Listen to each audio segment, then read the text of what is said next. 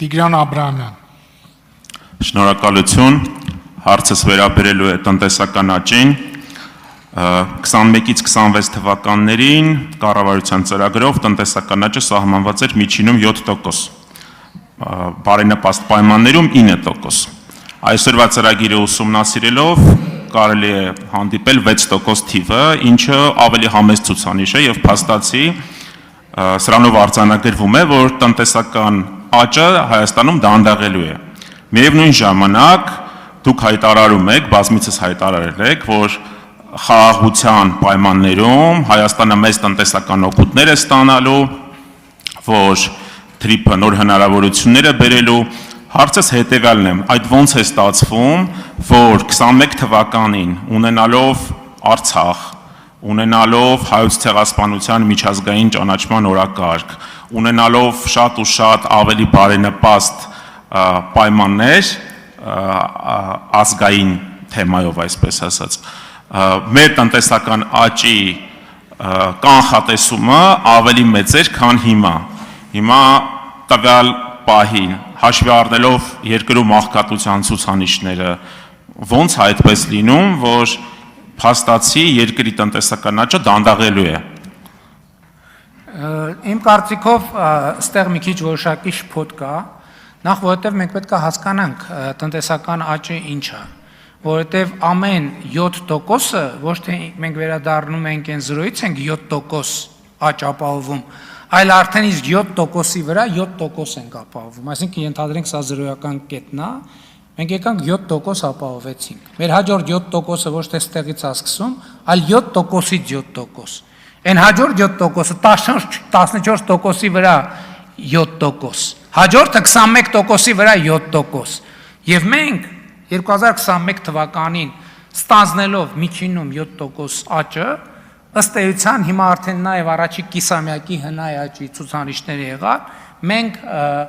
7 մոտավորապես 7.6-7.7% տնտեսական աճ ենք ապահովել, այսինքն եւ 5 տարի անընդմեջ 5 անգամ 7%, այդտեղավ 35 եւ 35-ի վրա մենք պետքա 6, հետո 41-ի վրա 6,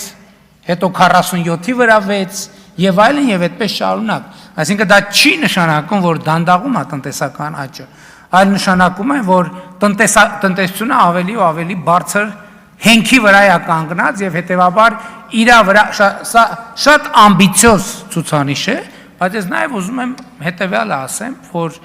Հայաստանը նախորդող շրջանում 2018-ից 2000 կամ 2021-ից 2026 թվականը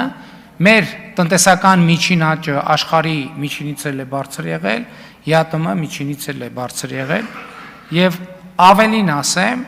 որ մենք 7% ստանձնել ենք, բայց իրականում 7%-ից բարձր տնտեսական ցուցանիշներ ենք ապահովել։ Իմիջայլոց էլ ասեմ, որ այս թեմայի քննարկումներում ընդդիմության գործընկերները հաճախ ուզում են ասել, որ ասում են, որ այ արտաքին միջավայրի ինչ որ process-ներ, բա դրան նպաստել են, հա, ճիշտ է, նպաստել են։ Մենք աշխարհից կտրված չենք ապրում։ Այսօր էլ օրինակ Հայաստանում process կա, անշարժ գույքի շուկան ակտիվա ահավոր։ Նախորդ տարվա նույն ժամանակահատվածի համեմատ այս տարի 15000 հատով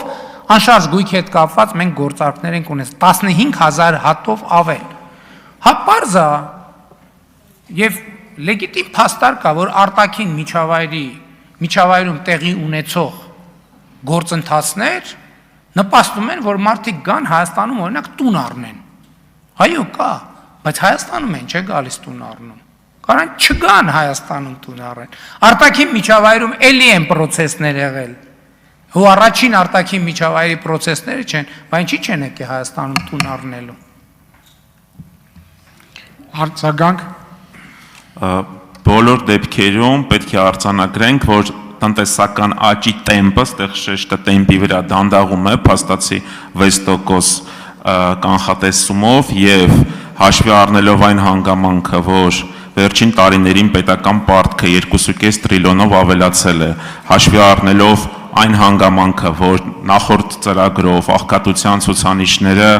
չեն հասել կառավարության կողմից նպատակադրված շեմին, այսինքն կրկնակի չի կրճատվել, ձեր խոսքերը ամենայն անկեղծությամբ համոզիչ չեն։ Շնորհակալություն։ Գիտեք, ելի եմ ասում, ձեր գնահատականը իմ կարծիքով օբյեկտիվ չի, որովհետև ելի ես ասացի 2018 թվականից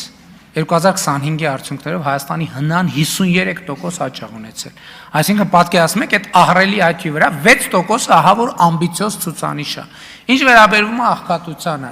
մենք մի խնդրեմ ունենք աղքատության իրավիճակը հասկանալու հետ կապված, որովհետև վերջին տարիներին միջազգայինորեն աղքատության հաշվարկման ցուցանիշը փոփոխության է ենթարկվել եւ այսօրվա ցուցանիշները համադրելի չեն տարիների առաջվա ցուցանիշի հետ։ Բայց կա մի դեպք,